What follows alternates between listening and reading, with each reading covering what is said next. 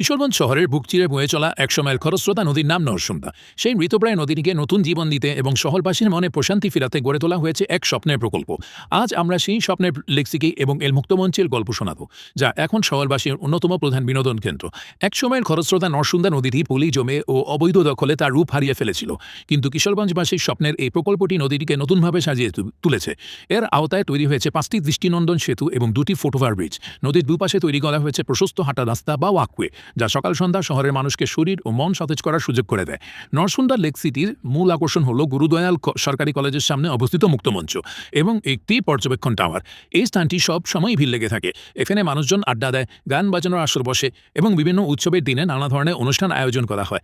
আপনি চাইলে এই ওয়াচ টাওয়ারের চূড়ায় উঠে পুরো শহর এক নজরে দেখে নিতে পারেন। এই লেক সিটির আরেক আকর্ষণ হল ঘোড়ার গাড়ি এবং নৌকা ভ্রমণ। এখানে আপনি ঘোড়ার গাড়িতে চড়ে গুরুদয়াল কলেজের মাঠে ঘুরতে পারেন অথবা নদীতে নৌকা করে ঘুরে বেড়াতে পারেন। লেকের পাশে রয়েছে নানা ধরনের খাবারের দোকান ও চা স্টল, যেখানে আপনি বন্ধুবান্ধব ও পরিবারের সাথে সময় কাটাতে পারেন।